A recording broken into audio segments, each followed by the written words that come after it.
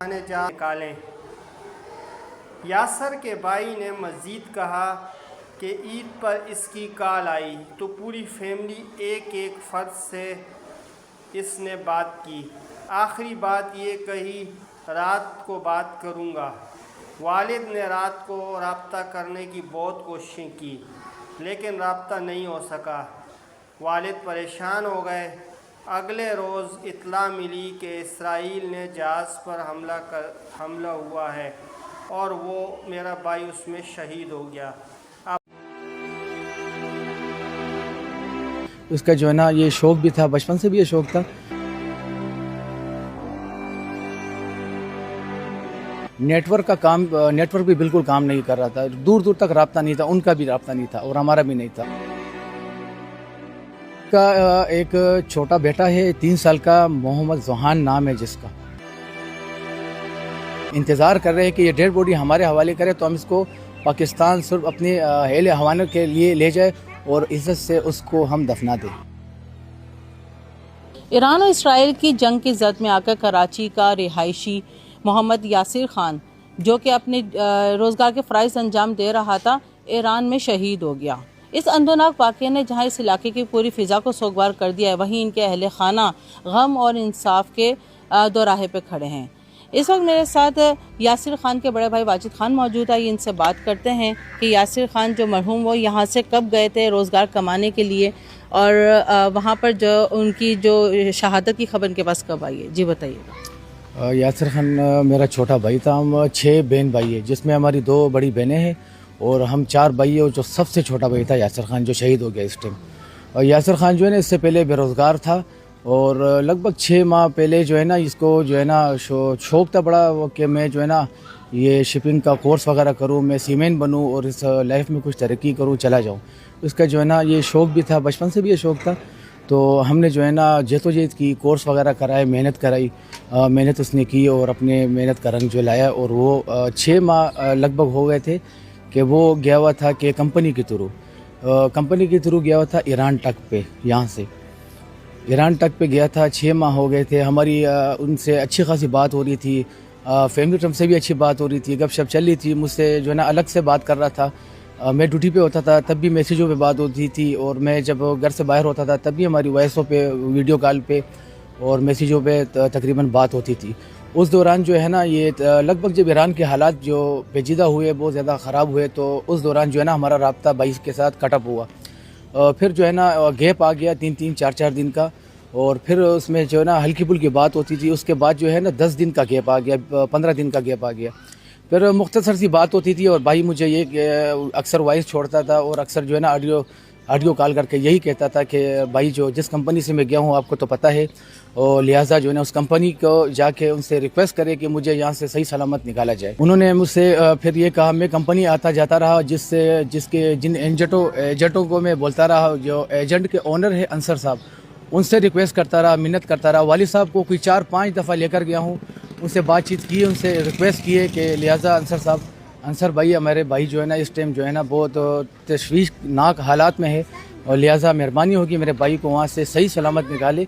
तो उन्होंने मुझे कहा कि यार हमारा वहाँ पे दूर दूर तक कोई राब्ता नहीं हो रहा, क्योंकि वहाँ पे ईरान में जो है ना जंग के हालात में नेटवर्क भी बिल्कुल काम नहीं कर रहा था, दूर दूर तक राब्ता नहीं था, उनका भी राब्ता नहीं था और हमारा भी नहीं था।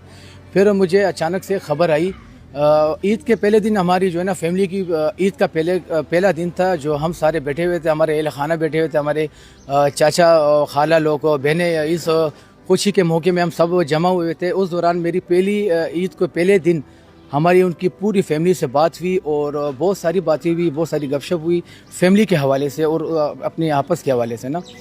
उसके बाद जो है ना हमारी से मुख्तसर सी बात उसने मेरे वालिद से की है कि अब्बू चलो मैं अभी सो रहा हूँ, रात को मेरी ड्यूटी होगी तो मैं रात को आपको कॉल करूँगा, मैं रात को आपसे आराम से बात कर लूँगा। उसके साथ वो उसका दोस्त था जो रूममेट था, उन्होंने मुझे 1 मिनट की कॉल की, मुझे 1 मिनट की मेरी उससे बात हुई। उन्होंने मुझसे ये वाक़या बयान किया कि इस तरह हमारे जहाज़ पर हमला हुआ है जो ईरानी टग बोट है और मैं ज़ख्मी हालत में पानी में गिरा हूँ, मुझे रेस्क्यू किया गया और मैं इस टाइम जो ना ईरान हॉस्पिटल से बात कर रहा हूँ। इतनी बात हुई, हमारा राब्ता कटअप हो गया। अच्छा ये बताएं, जो मोहम्मद यासिर खान है उसकी एज क्या थी? यासिर खान की एज 26 साल थी। उनका एक छोटा बेटा है 3 साल का, मोहम्मद जोहान नाम है जिसका। अच्छा, मुझे ये बताइए कि अब बॉडी कब तक यहाँ पर आने की इत्तला है? मैंने बहुत जहदोजहद की। मेरे को जब ये वाक़या पता चला कि मेरा भाई जो है ना समंदर में इस हादसे में शहीद हो गया, 3-4 दिन जो है ना, तकरीबन जो है ना 4 दिन मेरे भाई की डेड बॉडी पानी में फंसी हुई थी। उसके बाद वो रात को तकरीबन 10 बजे उसकी डेड बॉडी बाहर निकली है। मुझे ख़बर मिली है कि उसकी जो है ना इस तरह शहादत हो गई है। अच्छा, वाजिद खान साहब ये बताइएगा कि हुकूमती वफ्द को यहाँ पर आया आपकी दाद रसी के लिए? नहीं, मेरे पास तो अभी फ़िलहाल नहीं आए। जो केमाड़ी के एक नाजिम है वो मेरे पास अभी आए हैं, इस दुख में शरीक हुए हमारे साथ। और मेरे जो है ना एक यासिर खान छोटा बहुत प्यारा भाई था जो बहुत हमें अजीज़ भी था। तो मैं हुकूमत से एक दरख्वास्त करता हूँ, उसका एक छोटा बेटा है जो मोहम्मद जोहान है, उसके लिए एक पैकेज का ऐलान करे ताकि उसके मुस्तकबिल पे नज़रअंदाज करे। जी बिल्कुल, इनका ये कहना है कि हुकूमत जो है उनके छोटे बेटे जोहान जो कि 3 साल का है, उसके जो है पढ़ाई लिखाई और दीगर मुस्तकबिल में जो अखराजात हैं उसकी तरफ से जो है हुकूमत की तरफ से कोई वजीफ़ा मिले ताकि उनकी बेगम को जो है यासिर मरहूम की बेगम को कोई मुश्किलात का सामना न करना पड़े, ये कहना चाह रहे हैं। अच्छा, ये बताइए भाई, नाजिम साहब जो आए हैं उनका क्या है, यहाँ के लोगों के लिए क्या कह रहे हैं? उन्होंने आके हमारे से दुखी इजहार किया, हमारे साथ शामिल हुए इस दुख में, और मैं उनका बड़ा शुक्रगुजार हूँ। अब्दुल कादिर पटेल साहब जो है हमारे पास कल आए थे हमारे पास कोई लगभग 4 बजे के टाइम। उन्होंने दिली इज़हार और अपना दुख का बहुत तासुब किया, हमारे साथ गम में शरीक हुए वो, और उनसे हमारी बातचीत हुई। उन्होंने हमें मेरी फैमिली को और मुझे, मेरे वालिद साहब को, मेरे भाइयों को दिलासा दिया कि आप इंशाल्लाह हम कोशिश करेंगे आपके भाई को जल्द से जलवा लाएंगे।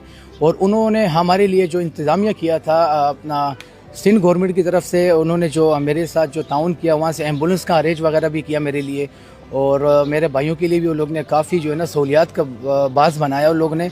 अब्दुल कादिर पटेल साहब ने जो हमारे पास आए थे। तो किस बंदरगाह पे आने के लिए कहा है? पहले बॉडी मक्का किस बंदरगाह पे आई? ये जो है ना इन्होंने कहा था कि ताफ्तान बॉर्डर पे ये जो है ना बॉडी हमें रिसीव होगी। मेरा भाई जो अमजद खान है वो ताफ्तान बॉर्डर गया हुआ है, और जिसमें मेरा एक दोस्त है फजल खान जो मनोड़े का चेयरमैन है, वो भी उनके साथ है। उसी यासिर खान जो शहीद हो गए उनका इंतज़ार कर रहे हैं कि ये डेड बॉडी हमारे हवाले करे तो हम इसको पाकिस्तान सिर्फ अपने हेल हवाले के लिए ले जाए और इज़्ज़त से उसको हम दफना दें। बिल्कुल, किसी के जाने के गम जो है अल्फाजों से बयान नहीं किया जा सकता, लेकिन इस ख़ानदान के लिए हुकूमत दाद रसी के तौर पे क्या अमली इक़दामात करते हैं ये तो वक्त ही बताता है। इसी के साथ नाज़रीन सबा खान को इजाज़त दीजिए, मिलते हैं आपसे अगले प्रोग्राम में, जब तक के लिए अल्लाह हाफ़िज़।